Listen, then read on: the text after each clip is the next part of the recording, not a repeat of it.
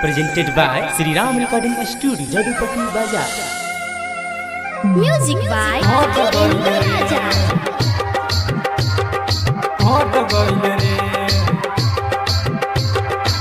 केकर खा के तेहू घोट गइल रे। जीजा संगे जेठ में गइलू हमारा से भेंट न कइलू। जीजा संगे जेठ में गइलू हमारा से भेंट न कइलू। पतर छितर दहिया तोर मोट भइल रे। हमके बताव के सपोर्ट कइल रे। केकर खा के तेहू घोट गइल रे। जीजा संगे जेठ में गइलू हमारा से भेंट न कइलू। पतर छितर दहिया तोर मोट भइल रे। हमके बताव के सपोर्ट कइले रे। केकर खा के तेहू घोट गइल रे। Sri Ram Recording Studio, Jadupati Bazaar. घोट गइल रे। घोट गइल रे। केकर खा के तेहू घोट गइल रे।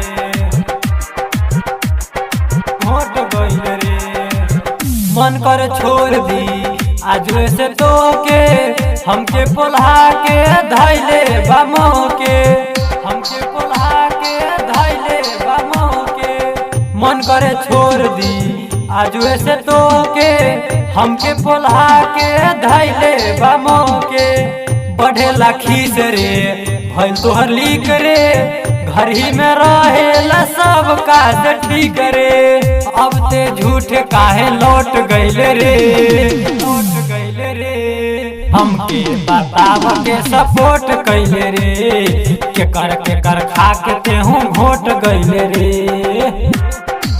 Music by Raja.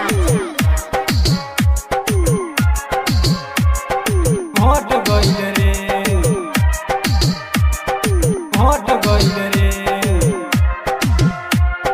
केकर खा के तेहू घोट गइल रे। केकर खा के तेहू घोट गइल रे। घोट गइल रे। केकर खा के तेहू घोट गइल रे। घोट गइल रे। हमरा से काहे कैले तू छल रे। राजा निराला भी जाई बदल रे। राजा निराला भी जाई बदल रे। हमरा से काहे कैले तू छल रे। राजा निराला भी जाई बदल रे। राइटर ललित बात कहले बा आज रे। आजकल के लड़की पर नइखे विश्वास रे। लागे राम कुमार के तू सोख गइले रे। सोख गइले रे। हमके बताव के सपोर्ट कइले रे। केकर खा के तेहू घोट गइले रे। जीजा संगे जेठ में गइलू हमारा से भेंट न कइलू। जीजा संगे जेठ में गइलू हमारा से भेंट न कइलू। पतर छितर दहिया तोर मोट भइल रे। हमके बताव के सपोर्ट कइले रे। केकर खा के तेहू घोट गइले रे। जीजा संगे जेठ में गइलू हमारा से भेंट न कइलू।